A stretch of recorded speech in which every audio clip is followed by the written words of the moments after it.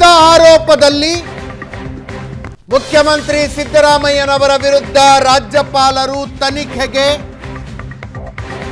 ಅನುಮತಿ ಕೊಡ್ತಾ ಇದ್ದಂತೆ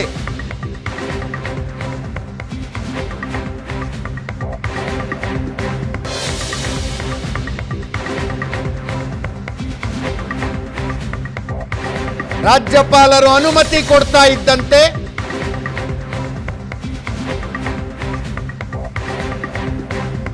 ಬಿಜೆಪಿ ಜೆಡಿಎಸ್ ಮುಖಂಡರುಗಳ ಮೇಲಿನ ಕೇಸ್ ಫೈಲ್ಗಳು ಹೊರಗಡೆ ಬರ್ತಾ ಇದ್ದಾವೆ.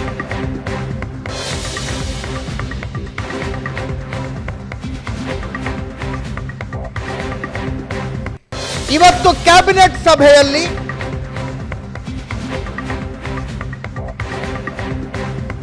ರಾಜ್ಯಪಾಲರಿಗೆ ಕ್ಯಾಬಿನೆಟ್ ಸಲಹೆ ಕೊಡುವ ನಿರ್ಧಾರಕ್ಕೆ ಬಂದಿದೆ. ಈ ಪ್ರಕರಣಗಳನ್ನು ಇತ್ಯರ್ಥಪಡಿಸಿ ರಾಜಭವನದಲ್ಲಿ ಫೈಲ್ ಪೆಂಡಿಂಗ್ ಇದ್ದಾವೆ, ಇವುಗಳ ಮೇಲೆ ನಿರ್ಧಾರ ತೆಗೆದುಕೊಳ್ಳಿ ಅಂತ.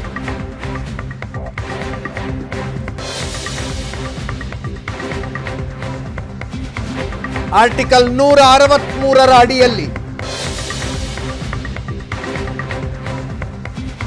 ಕ್ಯಾಬಿನೆಟ್ ತನ್ನ ಅಧಿಕಾರ ಚಲಾಯಿಸುವ ನಿರ್ಧಾರಕ್ಕೆ ಬಂದಿದೆ.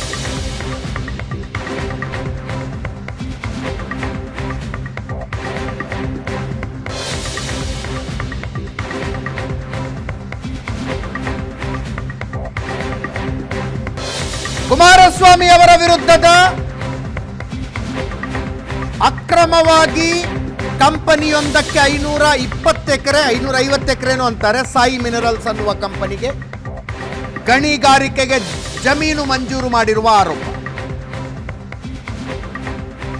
ಮಾಜಿ ಸಚಿವೆ ಶಶಿಕಲಾ ಜೊಲ್ಲೆ ವಿರುದ್ಧ ಮೊಟ್ಟೆ ಟೆಂಡರ್ನಲ್ಲಿ ಅಕ್ರಮ ಎಸಗಿರುವ ಆರೋಪ. ಮಾಜಿ ಸಚಿವ ಜನಾರ್ದನ ರೆಡ್ಡಿ ವಿರುದ್ಧ ಅಕ್ರಮ ಸಂಪತ್ತಿನ ಪ್ರಕರಣ. ಮಾಜಿ ಸಚಿವ ಮುರುಗೇಶ್ ನಿರಾಣಿ ವಿರುದ್ಧ 2 ನಿಮಿಷದ ವಿಡಿಯೋಗೆ 4 ಕೋಟಿ ಖರ್ಚು ಮಾಡಿರುವ ಆರೋಪ.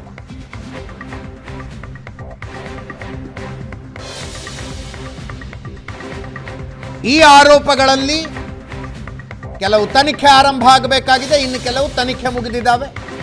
ಚಾರ್ಜ್ ಶೀಟ್ ಸಲ್ಲಿಸೋದಕ್ಕೆ ರಾಜ್ಯಪಾಲರು ಅನುಮತಿ ಕೊಡಬೇಕಾಗಿದೆ. ಆ ಫೈಲ್ಗಳು ನಿಮ್ಮ ಎದುರಿಗಿದ್ದಾವೆ, ನಿರ್ಧಾರ ಕೈಗೊಳ್ಳಿ ಅನ್ನುವ ಸಲಹೆಯನ್ನ ಸಚಿವ ಸಂಪುಟ ರಾಜಭವನಕ್ಕೆ ಕಳಿಸುವ ನಿರ್ಧಾರ ಮಾಡಿದೆ.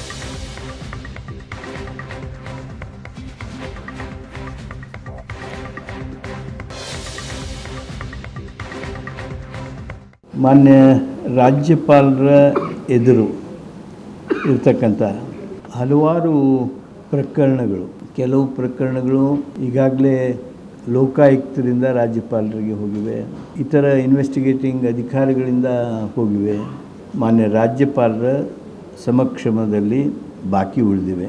ಬಾಕಿ ಇರ್ತಕ್ಕಂಥ ಪ್ರಕರಣಗಳಲ್ಲಿ ವಿಶೇಷ ಪ್ರಕರಣಗಳು ಶ್ರೀಮತಿ ಶಶಿಕಲಾ ಜೊಲ್ಲೆ ಈ ಅರ್ಜಿ ಹೋಗಿತ್ತು.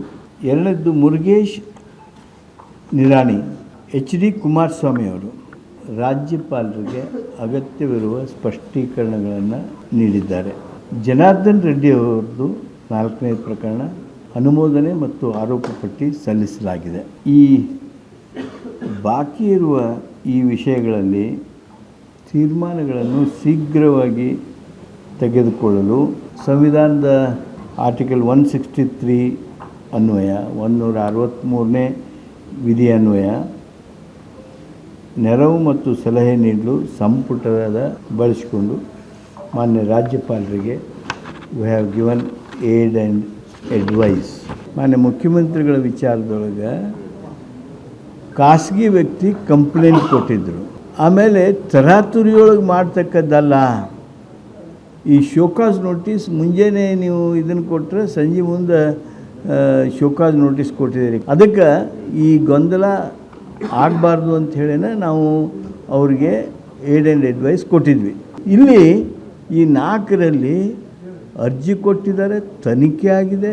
2ರಲ್ಲಂತೂ ಆರೋಪ ಪಟ್ಟಿ ಸಹಿತ ಸಲ್ಲಿಕೆ ಆಗಿದೆ. ಮಾನ್ಯ ರಾಜ್ಯಪಾಲರ ಗಮನಕ್ಕೆ ತಂದಿದ್ದಾರೆ. ರಾಜ್ಯಪಾಲರು ಏನು ಕ್ವ್ಯಾರೀಸ್ ಕೇಳಿದ್ದಾರೆ, ಆ ಕ್ವ್ಯಾರೀಸ್ಗೆ ಈಗಾಗಲೇ ಉತ್ತರಗಳನ್ನು ಕೊಟ್ಟಿದ್ದಾರೆ. ಏನೂ ಕ್ರಮ ಆಗಿಲ್ಲ. ಆದ್ದರಿಂದ ಸಾರ್ವಜನಿಕರ ದೃಷ್ಟಿಯಿಂದನೂ ರಾಜ್ಯಪಾಲರ ಕಚೇರಿ ತಪ್ಪು ಮಾಡುತ್ತೆ ಅಂತ ಆಗಲೂಬಾರ್ದು. ಆ ಹಿನ್ನೆಲೆಯೊಳಗೆ ನಾವು ಈ ರೀತಿಯಾಗಿರ್ತಕ್ಕಂಥ ಏಡ್ ಆ್ಯಂಡ್ ಅಡ್ವೈಸ್ ಕೊಡೋದು ಸೂಕ್ತ ಅಂಥೇಳಿ ಭಾವಿಸಿದ್ದೇವೆ. ರಾಜ್ಯಪಾಲರು ಮುಖ್ಯಮಂತ್ರಿಗಳ ವಿರುದ್ಧ ತನಿಖೆಗೆ ಅನುಮತಿ ಕೊಟ್ಟಿರೋದು ರಾಜಕೀಯ ದುರುದ್ದೇಶದ ನಿರ್ಧಾರ, ಕಾಂಗ್ರೆಸ್ನ ಆರೋಪ. ಈಗ ಈ 4 ಪ್ರಕರಣಗಳ ಬಗ್ಗೆ ನಿರ್ಧಾರ ತೆಗೆದುಕೊಳ್ಳಿ ಅಂತ ಕ್ಯಾಬಿನೆಟ್ನ ಡಿಸಿಷನ್ನು ಏನು ಚರ್ಚೆ ಆಗಬೇಕಾಗಿರುವ ವಿಷಯ. ಇದೇ ವಿಷಯದ ಬಗ್ಗೆ ಇವತ್ತು ಮಾತಾಡ್ತೀವಿ. ಹಲವು ಜನ ಗಣ್ಯರು ನಮ್ಮ ಜೊತೆಗಿರ್ತಾರೆ. ನನ್ನ ಕೊಲೀಗ್ ಪ್ರಶಾಂತ್ ನಾಥ್ ಇದ್ದಾರೆ. ಪ್ರಶಾಂತ್, ಕಾರ್ಯಕ್ರಮಕ್ಕೆ ಸ್ವಾಗತ. ತಮಗೆ ಮೋಹನ್ ವಿಶ್ವ ಅವರು BJPಯಿಂದ, ರಾಜು ಗೌಡ JDSನಿಂದ, ರಮೇಶ್ ಬಾಬು ಅವರು ಕಾಂಗ್ರೆಸ್ನಿಂದ ಇದ್ದಾರೆ. 3 ಜನರು ಕಾರ್ಯಕ್ರಮಕ್ಕೆ ಸ್ವಾಗತ. ಎಸ್ ಪ್ರಶಾಂತ್, ಸೇಡಿನ ರಾಜಕಾರಣದ ಚರ್ಚೆ ಶುರುವಾಗುತ್ತೆ, ಸಹಜ. ಅದೇ ನೋಡಿ, ಯಾರು ಮಾಡ್ತಿಲ್ಲ ಇಲ್ಲಿ ಸೇಡಿನ ರಾಜಕಾರಣ ಅಂತ? ಅಲ್ಲ, ಈಗ ನೀವು ರಾಜ್ಯಪಾಲರು ಒಬ್ಬ ಪೊಲಿಟಿಕಲ್ ಅಪಾಯಿಂಟಿ ಇರ್ತಾರೆ, ಅಂದರೆ ಒಂದು ಪೊಲಿಟಿಕಲ್ ಪಾರ್ಟಿಯಲ್ಲಿ ಹಿಂದೆ ಇರ್ತಾರೆ, ಅವರೇ ಬಂದು ರಾಜ್ಯಪಾಲರಾಗಿ ಕೂತ್ಕೊಳ್ತಾರೆ. ಕಾನ್ಸ್ಟಿಟ್ಯೂಷನಲ್ ಹೆಡ್ ಇರ್ತಾರೆ. ಬಹುತೇಕ ಎಲ್ಲ ಆ ರೀತಿಯಾಗಿರ್ತಕ್ಕಂಥ ಪದಗಳಲ್ಲೂ ರಾಜಕೀಯ ಇರುತ್ತೆ. ಈಗ ರಾಜ್ಯಪಾಲರು ತೆಗೆದುಕೊಂಡಿರ್ತಕ್ಕಂಥ ಕ್ರಮ ಸೇಡಿನ ಕ್ರಮ ಅಂತಕ್ಕಂಥದ್ದನ್ನು ಹೇಳ್ತಾ ಇರೋ ಕಾಂಗ್ರೆಸ್ ಪಾರ್ಟಿ ಮತ್ತು ಸರ್ಕಾರ ಇವತ್ತು ತರಾತುರಿಯಲ್ಲಿ ಕ್ಯಾಬಿನೆಟ್ನ ನಿರ್ಣಯವನ್ನು ಕೂಡ ತೆಗೆದುಕೊಂಡಿರ್ತು ಆ 4 ಪ್ರಕರಣಗಳಲ್ಲಿ. ಇರಲಿ, ಅದು ಸೇಡಿನ ಕ್ರಮ ಅಂತಲೇ ಇರಲಿ ಅಥವಾ ಪೊಲಿಟಿಕಲಿ ಮೋಟಿವೇಟೆಡ್ ಅಂತಕ್ಕಂಥದ್ದು ಇರಲಿ. ಆದರೆ ನನಗನ್ಸುತ್ತೆ ಆ ಪ್ರಕರಣಗಳು ಮತ್ತು ಮೂಡಾ ಪ್ರಕರಣವನ್ನು ಪ್ರತ್ಯೇಕವಾಗಿ ನೋಡ್ತಕ್ಕಂಥ ಅವಶ್ಯಕತೆ ಇದೆ. ನೀವು ಆ ಪ್ರಕರಣದಲ್ಲಿ ರಾಜ್ಯಪಾಲರಿಗೆ ಕಳಿಸಿ, ರಾಜ್ಯಪಾಲರು ನಿರ್ಣಯವನ್ನು ತೆಗೆದುಕೊಳ್ಳಬೇಕು ಕೂಡ. ಹೌದು ಹೌದು. ಅದು ಆ ಪ್ರಕ್ರಿಯೆಗೂ ಮೂಡಾ ಹಗರಣದಲ್ಲಿ ಕೂಡ ರಾಜ್ಯಪಾಲರು ತೆಗೆದುಕೊಂಡಿರ್ತಕ್ಕಂಥ ನಿರ್ಣಯದ ನಂತರ ಒಂದು ನಿಷ್ಪಕ್ಷಪಾತವಾಗಿರ್ತಕ್ಕಂಥ ತನಿಖೆ ಆಗಬೇಕು ಅಂತಕ್ಕಂಥದ್ರಲ್ಲಿ 2 ಮಾತಿಲ್ಲ. ಈಗ ನನಗನ್ಸುತ್ತೆ ಕುಮಾರಸ್ವಾಮಿಯವರ ಪ್ರಕರಣದಲ್ಲಿ ಸುಪ್ರೀಂ ಕೋರ್ಟೇ ನಿಮ್ಗೆ ಚಾರ್ಜ್ ಶೀಟ್ ಸಲ್ಲಿಕೆ ಮಾಡಿ ಅಂತಕ್ಕಂಥದ್ದನ್ನು ಹೇಳುವಾಗ ಅಗೇನ್ ರಾಜ್ಯಪಾಲರ ಬಳಿಗೆ ಆ ಸ್ಯಾಂಕ್ಷನ್ ಹೋಗ್ತಕ್ಕಂಥ ಅವಶ್ಯಕತೆ ಇದೆಯಾ ಅಂತಕ್ಕಂಥದ್ದು ಕೂಡ ಪ್ರಶ್ನೆ. ಆದರೆ ಅದಕ್ಕೆ ಇನ್ನೊಂದು ಆರ್ಗ್ಯುಮೆಂಟ್ ಕೂಡ ಈ ಮೊಟ್ಟೆ ಪ್ರಕರಣ ಮತ್ತು ನಿರಾಣಿ ಪ್ರಕರಣದಲ್ಲಿ ಆರ್ಗ್ಯುಮೆಂಟ್ ಬರುತ್ತೆ. ರಾಜ್ಯಪಾಲರು ಈಗ ಕುಮಾರಸ್ವಾಮಿಯವರ ಪ್ರಕರಣವನ್ನು ಕಳೆದ ನವೆಂಬರ್ನಿಂದ ಜುಲೈವರೆಗೆ ಹಾಗೆ ಇಟ್ಕೊಂಡು ಕುಳಿತಿದ್ರು. ಯಾವಾಗ ಸಿದ್ದರಾಮಯ್ಯನವರ ವಿರುದ್ಧದ ಒಂದು ದೂರು ಬಂತೋ ಆಗ ಅದಕ್ಕೆ ಒಂದು ವಿಲೇವಾರಿಯನ್ನು ಮಾಡಲಿಕ್ಕೆ ಹೋಗಿ ಲೋಕಾಯುಕ್ತರಿಗೆ ಪತ್ರವನ್ನು ಬರೀತಾರೆ. ಅಂದರೆ ಕಾಂಗ್ರೆಸ್ ದೃಷ್ಟಿಯಿಂದ ನೋಡಿದಾಗ ಆ ವಾದದಲ್ಲೂ ಕೂಡ ನಿಶ್ಚಿತವಾಗಿರ್ತಕ್ಕಂಥ ತಥ್ಯಗಳಿವೆ. ಈಗ ನಿರಾಣಿ ಪ್ರಕರಣ ಇರ್ಬೋದು, ಜೊಲ್ಲೆ ಪ್ರಕರಣದಲ್ಲಿ ಸ್ಟಿಂಗ್ ಆಪರೇಷನ್ ಬಂದಿತ್ತದು. ಎಸ್, ಮೊಟ್ಟೆ ಪ್ರಕರಣದಲ್ಲಿ ಅದರ ಬಗ್ಗೆ ಯಾವುದೇ ರೀತಿಯಾಗಿರ್ತಕ್ಕಂಥ ತನಿಖೆ ಆಗಲಿಲ್ಲ. BJP ಕೂಡ ಅವರನ್ನು ಮಂತ್ರಿಯಾಗಿ ಮುಂದುವರಿಸ್ತು, ಮತ್ತೊಮ್ಮೆ ಮಂತ್ರಿ ಕೂಡ ಮಾಡ್ತು. ಹೀಗಿರುವಾಗ ಇದು ಅಂದರೆ ಯಾರ ಭ್ರಷ್ಟಾಚಾರ ಹೆಚ್ಚು, ಯಾರ ಭ್ರಷ್ಟಾಚಾರ ಕಡಿಮೆ ಅಂತಕ್ಕಂಥ ಚರ್ಚೆ ನಡೆಯುತ್ತೆ. ಆದರೆ ನನಗನ್ಸುತ್ತೆ ಅಜಿತ್, ಸರ್ಕಾರ ವಿಪಕ್ಷಗಳ ನಾಯಕರ ವಿರುದ್ಧ ಸ್ಯಾಂಕ್ಷನ್ಗೆ ಕೋರಿ ಕ್ಯಾಬಿನೆಟ್ ರಾಜ್ಯಪಾಲರಿಗೆ ಪತ್ರವನ್ನು ಬರೀತಕ್ಕಂಥ ಪ್ರಕ್ರಿಯೆ ಅದೊಂದು ಪ್ರಕ್ರಿಯೆ. ಆದರೆ ಮೂಡಾ ಹಗರಣದಲ್ಲೂ ಕೂಡ ಅಷ್ಟೇ ನಿಷ್ಪಕ್ಷಪಾತವಾಗಿರ್ತಕ್ಕಂಥ ತನಿಖೆ ನಡೆಯುವ ಅವಶ್ಯಕತೆ ಇದೆ. ಎಸ್, ನಾನು ಮೋಹನ್ ವಿಶ್ವರನ್ನೇ ಕೇಳ್ತೀನಿ. ರಾಜಭವನ ಈಗ ಪ್ರೂವ್ ಮಾಡಲಿ ನಿಷ್ಪಕ್ಷಪಾತಿ ಅಂತ, ನಿರ್ಧಾರ ತಗೊಳ್ಳಿ ಇದ್ರ ಬಗ್ಗೆ. ಅಜಿತ್, ಫಸ್ಟ್ ಪಾಯಿಂಟು, ಈಗ HK ಪಾಟೀಲ್ರು ಹೇಳಿದ್ರು ತರಾತುರಿಯಲ್ಲಿ ನಿರ್ಧಾರ ತಗೊಂಡಿದ್ದಾರೆ ರಾಜ್ಯಪಾಲರು. ಅಲ್ಲಿಗೆ ಬರ್ತೀನಿ ನಾನು. That is not the question at all. ಇಲ್ಲ, ನೀವು ಯಾವುದಾದ್ರು ಪ್ರಶ್ನೆಗೆ ಹೋಗಬೇಡಿ. ಆಯ್ತು, ಹೇಳಿ. ನನ್ನ ಪರ್ಟಿಕ್ಯುಲರ್ ಪ್ರಶ್ನೆ ಇರೋದು, ಯಾಕೆ ರಾಜಭವನ ಈ ವಿಷಯದಲ್ಲಿ ನಿರ್ಧಾರ ತಗೊಳ್ಳಬಾರದು? ಫಸ್ಟ್ ಪಾಯಿಂಟ್ ತಗೊಳ್ಳಿ. ಈಗ ಮೊನ್ನೆ ನ್ಯಾಯಾಲಯದಲ್ಲಿ ವಾದ ವಿವಾದ ನಡಿಬೇಕಾದ್ರೆ ಗವರ್ನರ್ ಆಫೀಸ್ ಪರವಾಗಿ ವಾದ ಮಾಡಿದಂತ ತುಷಾರ್ ಮೆಹ್ತಾ ಕ್ಲಿಯರ್ ಕಟ್ ಆಗಿ ಹೇಳಿದ್ರು, there are no pending applications for prosecution in the governor stable ಅಂತ. ಅಂದ್ರೆ ಯಾವುದು ಪೆಂಡಿಂಗ್ ಇಲ್ಲ ಅಲ್ಲಿ ಅಂತ ಆಯ್ತು. ಓಪನ್ ಆಗಿ ಕೋರ್ಟ್ ಅಲ್ಲಿ ಆ ರೀತಿ ಆನ್ ರೆಕಾರ್ಡ್ ಸ್ಟೇಟ್ಮೆಂಟ್ ಕೊಟ್ರು ಅಂತ ಹೇಳಿದ್ರೆ ಅಲ್ಲಿಗೆ ಯಾವುದು ಪೆಂಡಿಂಗ್ ಇಲ್ಲ ಅಂತ. ಪೆಂಡಿಂಗ್ ಇಲ್ಲ ಅಂತ ಅವ್ರು ಕೊಟ್ಟ ಮೇಲೂ ಸಹ ಇವ್ರು ಇವತ್ತು ಕ್ಯಾಬಿನೆಟ್ ನಲ್ಲಿ ಆರ್ಟಿಕಲ್ 163 ಆಫ್ ಕಾನ್ಸ್ಟಿಟ್ಯೂಷನ್ ಇನ್ವೋಕ್ ಮಾಡಿ ಮತ್ತೆ ವಾಪಸ್ ರೆಕಮೆಂಡ್ ಮಾಡ್ತೀನಿ ಅಂತ ಹೇಳ್ತಿರೋದು ದೊಡ್ಡ ಸುಳ್ಳು. ಕೋರ್ಟ್ ನಲ್ಲಿ ಹೇಳಾಗಿದೆ ಯಾವುದು ಪೆಂಡಿಂಗ್ ಇಲ್ಲ ಅಂತ ಹೇಳಿ.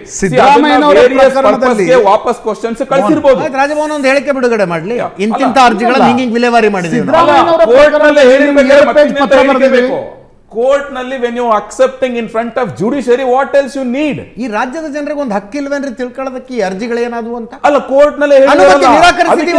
ಜಾಗ ಬೇಕಾ ನಿಮ್ಗೆ? ಅಲ್ಲಲ್ಲ. ಕೋರ್ಟ್ ಗಿಂತ ಜಾಗ ಬೇಕಾ? ಕೋರ್ಟ್ ನಲ್ಲಿ ಹೇಳಿದ್ರೆ ಆಯ್ತು, ಗವರ್ನರ್ ಟೇಬಲ್ ಮುಂದೆ ಈ ಅರ್ಜಿ ಯಾವ ಅರ್ಜಿಯೂ ಪೆಂಡಿಂಗ್ ಇಲ್ಲ ಅಂತ ಹೇಳಿದಿರಿ. ಏನಾದ್ವು ಆ ಅರ್ಜಿಗಳು? ಅಲ್ಲ, ಏನ್ ಅನುಮತಿ ಕೊಟ್ರ, ಅನುಮತಿ ಕೊಟ್ಟಿಲ್ವಾ, ಕ್ಲಾರಿಫಿಕೇಶನ್ ಕೇಳ್ಕೊಂಡು ಪತ್ರ ಬರ್ತಿದ್ದಾರೆ ಮಾಡಿದ್ರಿ ಅಂತಕ್ಕಂಥದ್ದು Reject ಮಾಡಿದ್ದಕ್ಕ ಆ ಕ್ವಶನ್ಸ್ ನೆಕ್ಸ್ಟ್ ಇಲ್ಲಿ ಆರ್ಗ್ಯುಮೆಂಟ್ ಶುರುವಾಗೋದು ಗೊತ್ತಾ 29th ಆದ್ಮೇಲೆ ಅಲ್ಲಿ ಬರುತ್ತೆ, ಅಲ್ಲಿ ಲಿಸ್ಟ್ ಬರುತ್ತೆ. ಅಲ್ಲೇ ಅದಕ್ಕೆ ಬರುತ್ತೆ.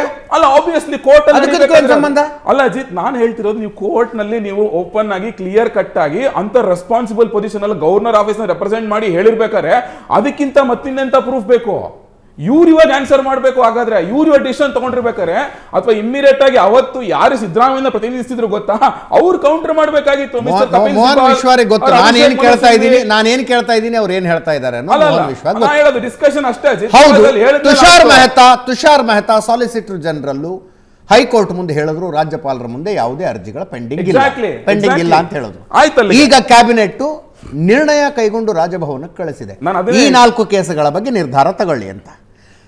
ಯಾವುದೇ ಕೇಸ್ಗಳ ಪೆಂಡಿಂಗ್ ಇಲ್ಲ ಅವರ ಮುಂದೆ ಅಂದ್ರೆ ಆ ಕೇಸ್ಗಳನ್ನು ಹೆಂಗೆ ಬಗೆಹರಿಸಿದ್ರು? ಒಂದು ಅನುಮತಿ ಕೊಟ್ಟಿರಬೇಕು ಅಥವಾ ಅನುಮತಿಯನ್ನು ನಿರಾಕರಿಸಿದ್ರು. ಪ್ರಕರಣದಲ್ಲಿ ವಿಡಿಯೋ ದಾಖಲೆಗಳಿತ್ತು. ವಿಡಿಯೋ ದಾಖಲೆ ಅಲ್ಲ ಇವತ್ತು ಹಾಗಾದ್ರೆ ಅನುಮತಿಯನ್ನು ನಿರಾಕರಿಸಿದ್ರೆ ಯಾಕೆ ನಿರಾಕರಿಸಲಾಯ್ತು ಅಂತ ತಿಳ್ಕೊಳ್ಳಾಕು ರಾಜ್ಯ ಜನರಿಗೆ ಅಲ್ಲ, ರಾಜ್ಯ ಸರ್ಕಾರ ಹಾಗಾದ್ರೆ ಇವತ್ತು ಹೇಳ್ಬೋದಾಗಿತ್ತಲ್ಲ ಕ್ಯಾಬಿನೆಟ್ ಮುಗಿದ ಮೇಲೆ ಈ ಕೇಸ್ ನಲ್ಲಿ ಹೌದು ಈ ತರ ಕೋರ್ಟ್ ಅಲ್ಲಿ ಹೇಳಿದ್ದಾರೆ, ಇದಕ್ಕೆ ಅನುಮತಿ ಕೊಟ್ಟಿದ್ದಾರೆ, ಇದಕ್ಕೆ ಅನುಮತಿ ಕೊಟ್ಟಿಲ್ಲ, ಇದು ಟೆಕ್ನಿಕಲ್ ರೀಸನ್ಸ್ ಏನೋ ಕ್ವಶನ್ಸ್ ಕೇಳಿದ್ದಾರೆ ಮತ್ತೆ ವಾಪಸ್ ಕೊಡ್ತಾ ಇದಾರೆ ಅಂತ ಅವರೇ ಹೇಳ್ಬೋದಿತ್ತಲ್ವಾ? ಅವರೇ ಕೇಳ್ತಾರೆ. ಅಲ್ಲ ಅವ್ರು ಇವತ್ತು ಮಾಡ್ತಿರೋದು 4 ಜನದಲ್ಲಿ ಪ್ರಾಸಿಕ್ಯೂಟ್ ಮಾಡಿ ಅಂತ ಹೇಳ್ಬಿಟ್ಟು ನಾವು ಕ್ಲಿಯರ್ ಕಟ್ ಆಗಿ ಹೇಳ್ತಾರಲ್ಲ ಗವರ್ನರ್ ಆಫೀಸ್ ನಿಮ್ಗೆ ಯಾವ್ದು ಪೆಂಡಿಂಗ್ ಇಲ್ಲ ಅಂತ ಹೇಳಿ. Whose onus to prove that? ಯಾರು ಅಲಿಗೇಷನ್ ಮಾಡ್ತಾರೆ ಅವ್ರು ಪ್ರೂವ್ ಮಾಡಬೇಕು, ನಾವಲ್ವಲ್ಲ. ನೆಕ್ಸ್ಟ್ 2ನೇ ಪಾಯಿಂಟ್, HK ಪಾಟೀಲ್ ತರಾತುರಿನಲ್ಲಿ ಮಾಡಿದ್ದಾರೆ ಅಂತ ಹೇಳಿದ್ರು ಅಜಿತ್. 3rd December 2023 ಅವತ್ತು ಹೋಗಿರೋದು ಕಂಪ್ಲೇಂಟ್ ಆಯ್ತಲ್ಲ. ಲಾಸ್ಟ್ ಮಂತ್ 17A ಕೊಟ್ಟಿರೋದು ಆಲ್ಮೋಸ್ಟ್ 8 ಮಂತ್ಸ್ ಆದ್ಮೇಲೆ ಅಜಿತ್ ಮುಗಿಸ್ತೀನಿ ಅಜಿತ್. ದಾರಿ ತಪ್ಪಿಸ್ಬೇಡಿ ಮೋಹನ್. 3rd December 2023ಗೆ ಕೊಟ್ಟ ಅರ್ಜಿಗೆ ಶೋಕಾಸ್ ನೋಟಿಸ್ ಅಂತ ಹೇಳಿಲ್ಲ ಅಲ್ಲಿ. ಪ್ರದೀಪ್ ಕುಮಾರ್ದಲ್ಲ.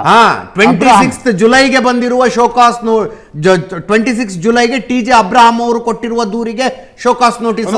3 ಜನಕ್ಕೂ ರಿಪ್ಲೈ ಮಾಡ್ಯಾರ ಅದರಲ್ಲಿ. ಶೋಕಾಸ್ ನೋಟಿಸ್ ಯಾವ್ದಕ್ಕೆ ಕೊಟ್ರು ಅಜಿತ್? ಶೋಕಾಸ್ ನೋಟಿಸ್ ಕೊಟ್ಟಿರ್ಬೋದು ಅಜಿತ್, ಬಟ್ ಪ್ರಕ್ರಿಯೆ ಶುರುವಾಗಿದ್ ಯಾವಾಗ? ಫಸ್ಟ್ ಟೈಮ್ ಇನ್ಫಾರ್ಮೇಶನ್ ರಾಜಭವನಕ್ಕೆ ಈ ರೀತಿ ಮೂಡೋದಲ್ಲಿ ಹಗರಣ ಆಗಿದೆ ಮಾಡಿದ್ದಾರೆ ಅಂತ ಹೋಗಿದ್ ಯಾವಾಗ? ಡಿಸೆಂಬರ್ ಅಲ್ಲಿ ತಾನೆ. ನಿಮ್ಗೆ ಅಲ್ಲಿಂದ ರಾಜ್ಯಪಾಲರು ಪ್ರದೀಪ್ ಕುಮಾರ್ ಅವರ ದೂರು ಬಂದಿದೆ. ಪ್ರದೀಪ್ ಕುಮಾರ್ ಅವರ ದೂರು ಬಂದಿದೆ. ಆ ದೂರಿನಲ್ಲಿ ವಿವರಗಳಿಂತಿಂತವಿದಾವೆ. ಇದಕ್ಕೆ ಶೋಕಾಸ್ ನೋಟಿಸು ಅಂತ ಏನಾದ್ರು ಶೋಕಾಸ್ ನೋಟಿಸ್ ನಲ್ಲಿ ಇದ್ರೆ ನಿಮ್ಮ ಆರ್ಗ್ಯುಮೆಂಟ್ ಕರೆಕ್ಟ್ ಇರ್ತಿತ್ತು. 26ನೇ ತಾರೀಕು ಜುಲೈ 26ನೇ ತಾರೀಕು ಬೆಳಗ್ಗೆ TJ ಅಬ್ರಾಮ್ ಕಂಪ್ಲೇಂಟ್ ತಗೊಂಡು ಹೋಗಿದ್ದಾರೆ. ಅಜಿತ್ ರಾತ್ರಿ 10ವರೆಗೆ ನೋಟಿಸ್ ಕೊಡಬೇಕು, ಎಲ್ಲಿಗೆ ಬರಬೇಕು ಅಂತ ರಾಜಭವನದಿಂದ ಕಮ್ಯುನಿಕೇಶನ್. ರಾಜ್ಯಪಾಲರ ಗಮನಕ್ಕೆ ಈ ರೀತಿ ಒಂದು ಸ್ಕ್ಯಾಮ್ ಆಗಿದೆ, ಅಲಿಗೇಷನ್ ಇದೆ ಸಿದ್ದರಾಮಯ್ಯ ಮೇಲೆ ಅಂತ ಗೊತ್ತಿದೆ ಯಾವಾಗ? ಗೊತ್ತಾಗಿದೆ ಯಾವಾಗ? ಡಿಸೆಂಬರ್ ಅಲ್ಲೇ ತಾನೆ, 2023 ನಲ್ಲಿ ತಾನೆ, 3rd December ನಲ್ಲಿ. ಅಲ್ಲಿಂದ ಶುರುವಾಗಿರೋ ಪ್ರಕ್ರಿಯೆ ಇದು. ಅಷ್ಟೇ ಇಲ್ಲ, ನಾನು ಹೇಳೋದು ಡಿಸೆಂಬರ್ ನಲ್ಲಿ ನಿಮ್ಗೆ ದೂರು ಕೊಟ್ಟಾಗ ನೋಡಿ ಪೊಲಿಟಿಕಲ್ ವಾತಾವರಣ ಏನಿತ್ತು ಶೋಕಾಸ್ ನೋಟಿಸ್ ಕೊಡುವಾಗ ಅನ್ನೋದು ಕೂಡ ಕನ್ಸಿಡರ್ ಆಗುತ್ತೆ. ಡಿಸೆಂಬರ್ನಲ್ಲಿ ದೂರು ಕೊಟ್ಟ ನಂತರ ಆಗಸ್ಟ್ ವರೆಗೆ ಸೇಮ್ ಡಾಕ್ಯುಮೆಂಟ್ಸ್ಗಳನ್ನು ಪ್ರದೀಪ್ ಕುಮಾರ್ ಕೊಟ್ಟಿದ್ರು. ಸೇಮ್ ಡಾಕ್ಯುಮೆಂಟ್ಸ್ಗಳನ್ನ ಪ್ರದೀಪ್ ಕುಮಾರ್ ಕೊಟ್ಟಿದ್ರು. ಅಬ್ರಾಹಂ ಕೊಟ್ಟ ದೂರಿಗೆ ಶೋಕಾಸ್ ನೋಟಿಸ್ ಕೊಟ್ಟವರು 8 ತಿಂಗಳ ಕಾಲ ರಾಜ್ಯಪಾಲರು ಯಾಕೆ ಒಂದು ನೋಟಿಸನ್ನು ಕೊಡಲಿಲ್ಲ ಅಂದರೆ ಆಗ ಸ್ಯಾಟಿಸ್ಫೈ ಆಗದೇ ಇದ್ದವರು ಏಕಾಏಕಿ ಜುಲೈ ಆಗಸ್ಟ್ ಅಲ್ಲಿ ಯಾಕೆ ಸ್ಯಾಟಿಸ್ಫೈ ಆದ್ರು ಅಂತಕ್ಕಂಥ ಪ್ರಶ್ನೆ ಬರಲ್ವಾ? ಅಲ್ಲ, ಆ ಪ್ರಶ್ನೆ ಬಂದ್ರೂ ಸಹ ಅದೇ ರಾಜ್ಯಪಾಲರು ಬೇರೆ ಬೇರೆ ಲಾಯರ್ಗಳನ್ನ ಮೀಟ್ ಮಾಡಿ ಬೇರೆ ಬೇರೆ ಲಾಯರ್ಗಳ ಹತ್ರ ಒಪಿನಿಯನ್ ತಗೊಂಡಿರೋದು ನಿಜ ಅಲ್ವಾ? ಒಂದು ಕಂಪ್ಲೇಂಟ್ ಅಂತ ಬಂದಾಗ before taking any action. Next ಇನ್ನೊಂದು ಡಬಲ್ ಸ್ಟ್ಯಾಂಡರ್ಡ್ ನೋಡಿ ಕಾಂಗ್ರೆಸ್ದು. ಸಿದ್ದರಾಮಯ್ಯನವರ ವಿಚಾರದಲ್ಲಿ ಕ್ಯಾಬಿನೆಟ್ ತಗೊಳ್ಳೋ ಡಿಸಿಷನ್ ಏನು, ಅವ್ರ ಮೇಲೆ ಪ್ರಾಸಿಕ್ಯೂಟ್ ಮಾಡಬೇಡಿ ಅಂತ ಹೇಳಿ ನೆಗೆಟಿವ್ ಡಿಸಿಷನ್ ಗವರ್ನರ್ ತಗೊಳ್ಳೋದು. ವೇರಾಸ್ ಆಪೋಸಿಷನ್ ಪಾರ್ಟಿ ಅಂತ ಬಂದಾಗ ಸ್ಟೇಡಿಯಂ ರಾಜಕಾರಣ ಮಾಡ್ಕೊಂಡು ಟಾರ್ಗೆಟ್ ಮಾಡ್ಬಿಟ್ಟು ಅವ್ರ ಮೇಲೆ ನೀವು ಪ್ರಾಸಿಕ್ಯೂಷನ್ ಮಾಡಿ ಅಂತ ತಗೊಳ್ಳೋದು. ದಿಸ್ ಇಸ್ ವಾಟ್ ನಿಷ್ಪಕ್ಷಪಾತ. ಅಲ್ಲಿಗೆ ಕ್ಯಾಬಿನೆಟ್ ಅಂದ್ರೆ ಇಲ್ಲಿ ಯಾರು 4 ಹೆಸರು ಮೆನ್ಷನ್ ಆಗಿದೆ ಅವರೆಲ್ಲ ನಿರಪರಾಧಿಗಳು. ನಾನು ಇಲ್ಲಿ ಯಾರು ಅಪರಾಧಿ ಯಾರು ನಿರಪರಾಧಿ ಅಂತ ಹೇಳ್ತಿಲ್ಲ. ನಾ ಹೇಳ್ತಿರೋದು ಆಗ್ಬೇಕಲ್ಲ ಡಬಲ್ ಸ್ಟ್ಯಾಂಡರ್ಡ್ ನಾನು ಹೇಳ್ತಾ ಇರೋದು. ಡಬಲ್ ಸ್ಟ್ಯಾಂಡರ್ಡ್ ಅವರ ಮೇಲೆ ಆರೋಪ ಬಂದಾಗ ಈ ಆರೋಪ ಸುಳ್ಳು, ಗವರ್ನರ್ ಕೊಟ್ಟಿರೋ ನೋಟಿಸ್ ನ ವಾಪಸ್ ತಗೊಂಬಿಡಿ ಅಂತ ಹೇಳ್ಬಿಟ್ಟು ಇದೇ ಕ್ಯಾಬಿನೆಟ್ ನಿರ್ಧಾರ ಬರುತ್ತೆ. ಆಯ್ತಲ್ಲ. ವೇರಾಸ್ ಆಪೋಸಿಷನ್ ಪಾರ್ಟಿ ಅಂತ ಬಂದಾಗ ಟಾರ್ಗೆಟ್ ಮಾಡ್ಬಿಟ್ಟು ಇಲ್ಲ ಇಲ್ಲ ಇಲ್ಲ ನೀವು ಪ್ರಾಸಿಕ್ಯೂಟ್ ಮಾಡಿ ಅವ್ರನ್ನ, ನೋಟಿಸ್ ಕೊಡಿ ಅವ್ರನ್ನ ಅಂತ ಹೇಳ್ಬಿಟ್ಟು ಕ್ಯಾಬಿನೆಟ್ ನಿರ್ಣಯ ತಗೊಳ್ಳೋದು. ರಾಜ್ಯಪಾಲರ ಹಾಗಾದ್ರೆ ಯಾವ ನೈತಿಕತೆ ಇಟ್ಕೊಂಡು ಇವ್ರು ಹೇಳ್ತಾರೆ?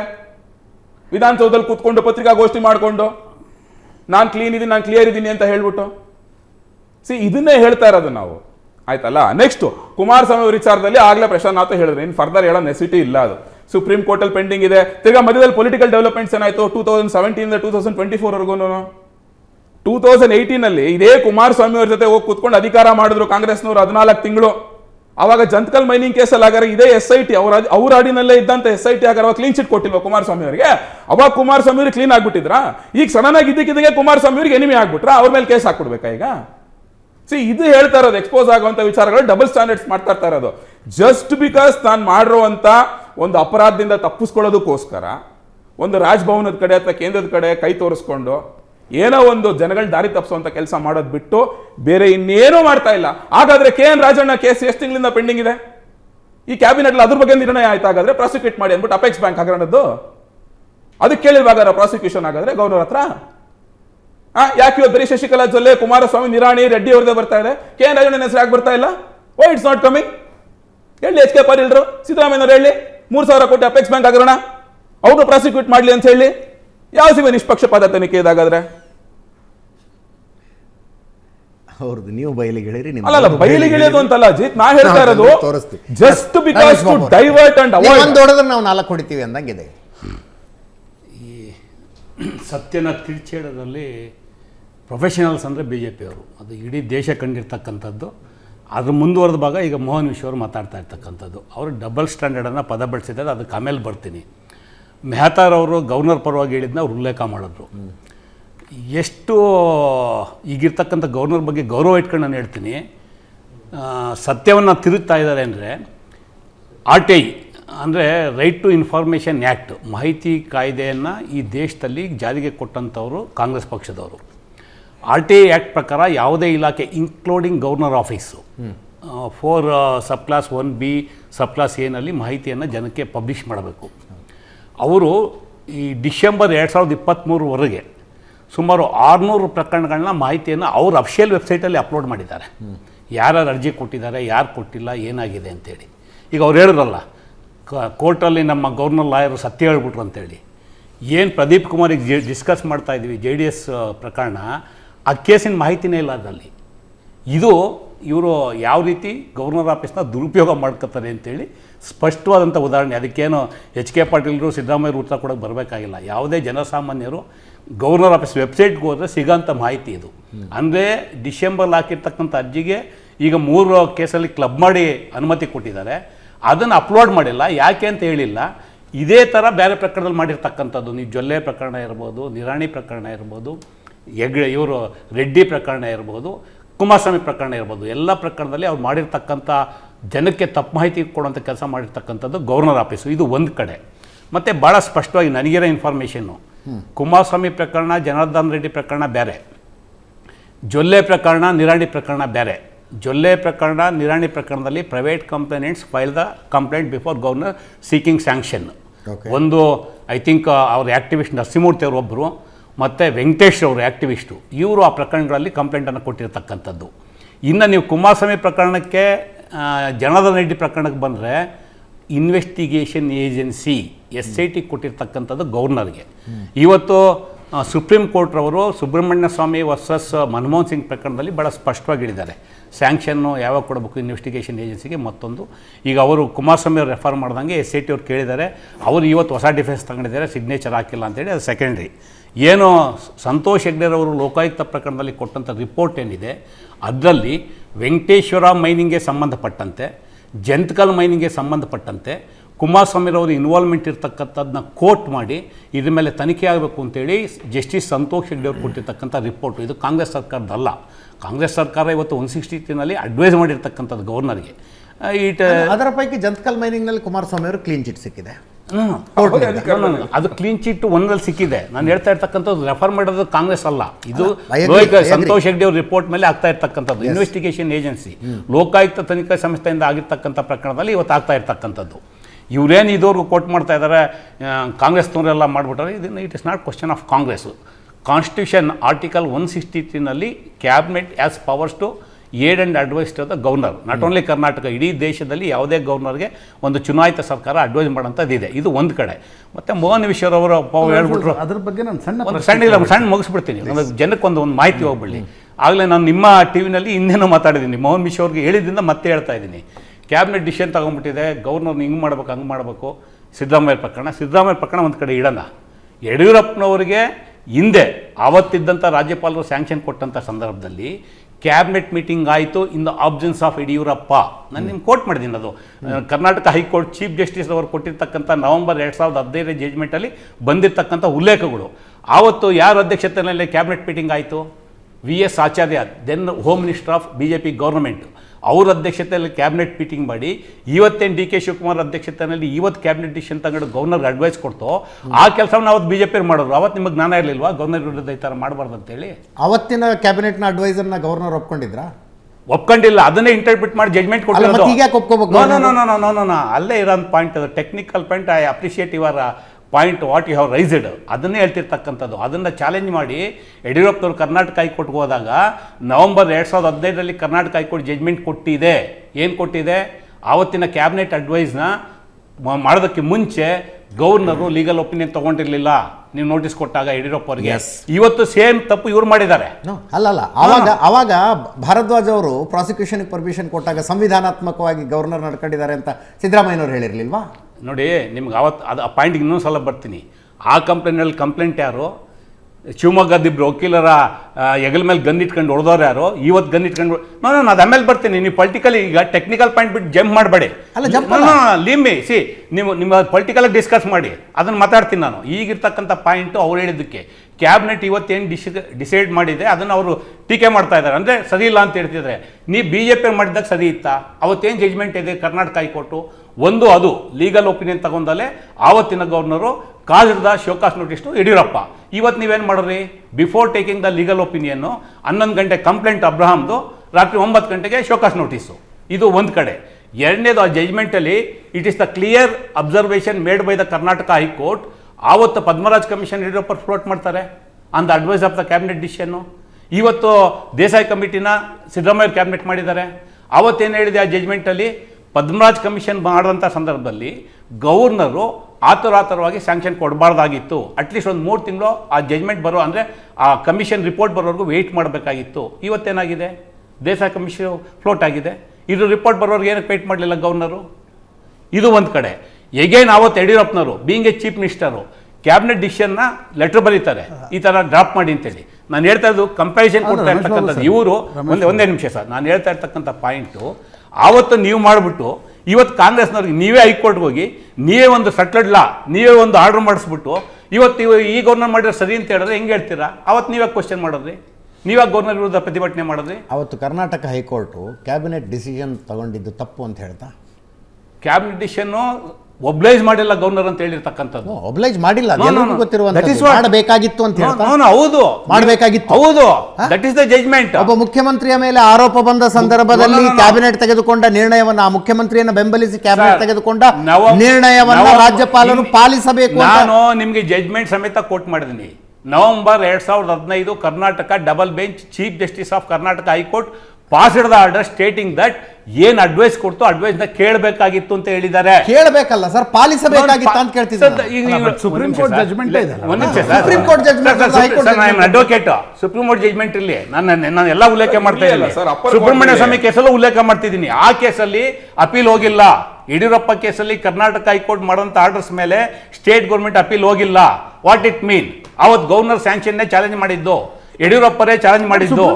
ಅವತ್ತು ಗವರ್ನರ್ ಜಡ್ಜ್ಮೆಂಟ್ ಇದೆ ಅಲ್ಲ sir, aid and advice sanction of prosecution of chief minister. ನಾನು ಪ್ರಶ್ನೆ ಮಾಡ್ತಾ ಇಲ್ಲ, ಹೈಕೋರ್ಟ್ ಡಬಲ್ ಬೆಂಚ್ ನಾನು ಪ್ರಶ್ನೆ ಮಾಡ್ತಾ ಇಲ್ಲ. ಪ್ರೊಸೀಜರ್ ಹೇಳ್ತಿರ್ತಕ್ಕಂಥ ಪ್ರೊಸೀಜರ್ ಲ್ಯಾಪ್ಸಸ್ ಅಷ್ಟೇ ಹೇಳ್ತಾ ಇರ್ತಕ್ಕಂಥದ್ದು. ನಿಮ್ಗೆ ಅವ್ರ ಸ್ಯಾಂಕ್ಷನ್ ಅಧಿಕಾರ ಇಲ್ಲ ನಾನು ಹೇಳ್ತಲೇ ಇಲ್ಲ. ನಾನು ನಿಮ್ಗೆ ಅವಾಗ ಕೇಳ್ತಾ ಇದ್ದೆ ನೋಡಿ, ರಾಜ್ಯಪಾಲ ಪ್ರಶಾಂತ್ ಒಂದು ಬ್ರೇಕ್ ಮುಗಿಸ್ಕೊಂಡು ವಾಪಸ್ ಬಂದ್ಬಿಟ್ಟು.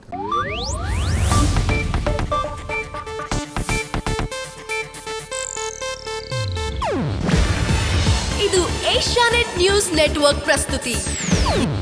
ನೀವು ನೋಡ್ತಿದ್ದೀರಾ ಏಷ್ಯಾನೆಟ್ ಸುವರ್ಣ ನ್ಯೂಸ್.